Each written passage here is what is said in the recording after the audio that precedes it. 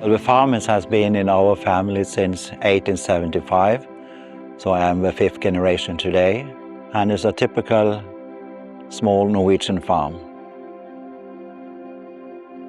We have about 38,000 farms in Norway, and you see most of them, they are small farms. There are only 18% of the farmers who have the farm as their main income.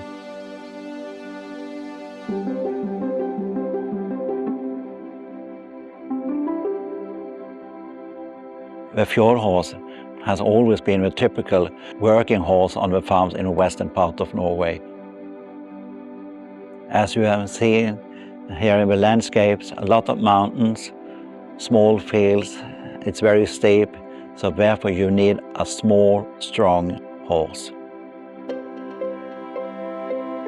We don't know this for sure, but we think that the fjord horse can be traced for like 4,000 years back.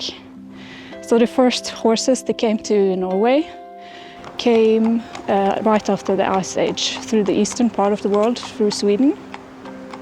And in the Iron Age, approximately 1200 years before Christ, we started to have horses as household animals. But at that time, a horse was just a horse. They didn't have breeds or any specific with them. So they would have any color, be any shape, and just live their lives, really. But we can see from some of the Viking graves that the Viking actually started to cultivate a breed that we now can call the fjord horse. She's very hormonal and a little bit protective.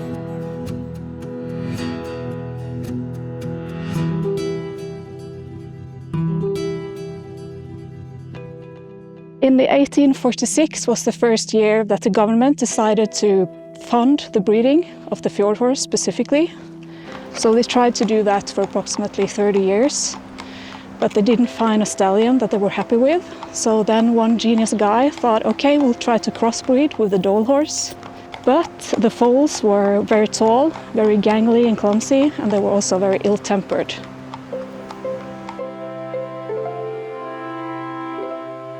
In 1907, the government officially decided to go back to just the purebred fjord horse. So they looked far and wide and found a stallion called Njål. He was born in 1891, and he was very happy to be the sire of the new fjord horse generation. So almost every fjord horse today you can trace back to Njål. Both my families, both on my dad and my mother's side, were farmers. And they had fjord horses, and they would always light up when they talked about the fjord horse. So I think the last working fjord horse they had was in the 50s. And my mother's cousin, he just has so much love when he talks about the fjord horse they had at the farm. And it's really like, it was a tractor and it was a working horse, but it was also such a comfort for them in the long winters. So I think the fjord horse was sort of like the heart on the farm. And I just fell in love with them because they're beautiful and kind and intelligent. And they're also a little bit cheeky, and I think that's charming.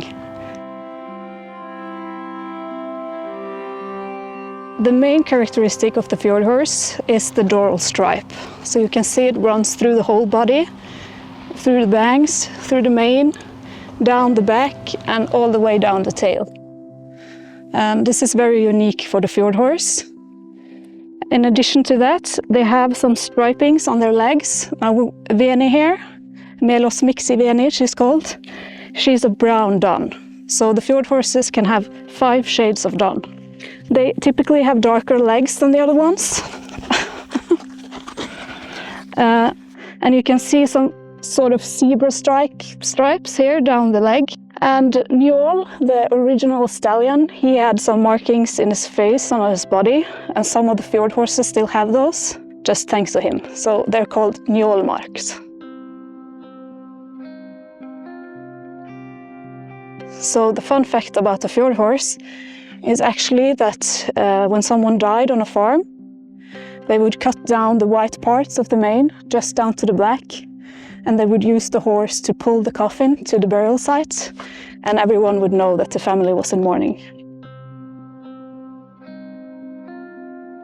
The movie Frozen that came out, it was very popular in the world, and that actually sort of made the fjord horse more on the map because it's a fjord horse in the movie. But the fun fact is that a lot of tourists think that we have colored the hair of the mane with hair dye to look like the horse in the movie and not the other way around.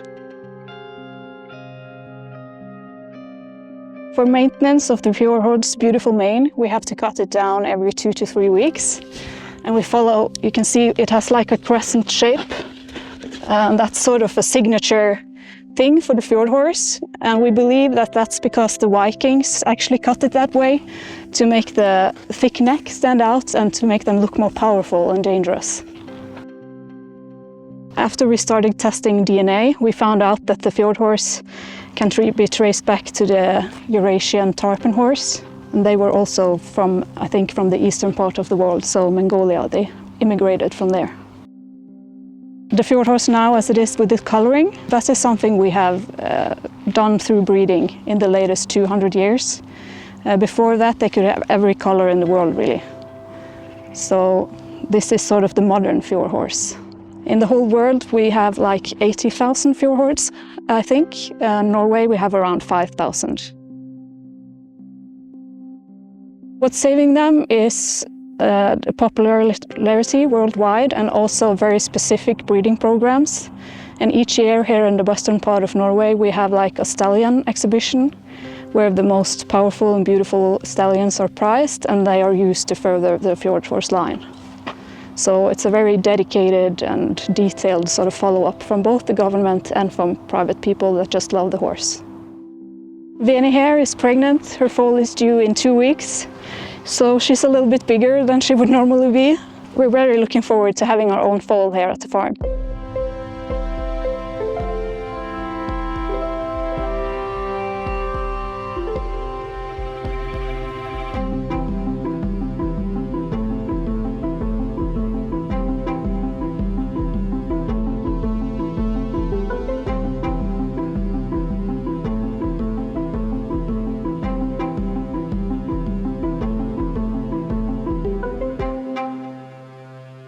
There is a tradition in the western part of Norway that is that you have a fjord horse. The Dole horse is more typical for the farms in the eastern part of Norway. Why? Well, they are bigger, they are heavier, and also another thing, the farms were very much bigger than you can find in the western part of Norway. Here is an example of a Norwegian Dole horse. This type of Dole horse is from Gudbrandsdalen in Norway, the eastern part, where there's less mountains and less like thick forest. So they could use like a bigger horse to use for dragging timber and drafting like carts and transportation. So they bred the Dole horse. You can see it's very powerful, big, and we have like an unspoken rule that it's not allowed to cut their mane. So you can see his long mane and bangs, just to keep the beautiful mystical Norwegian feeling around the breed. So we have a lighter version of that Dole horse. They are used for harness trotting, and that's very popular in Norway. The Lunar here, he is the heavy kind, so he was built for like pulling wagons and pulling timber.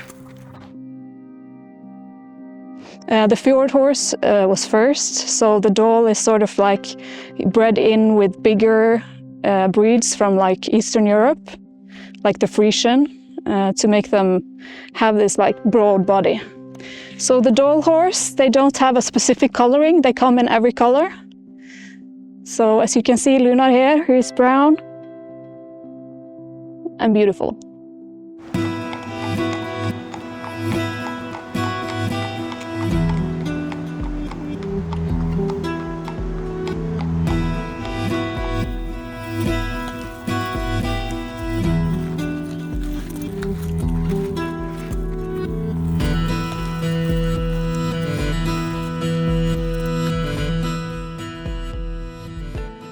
Since the fjord horse needed to be able to get through the winter without too much food, they're bred to sort of enjoy everything. So they will eat tree branches and everything before them.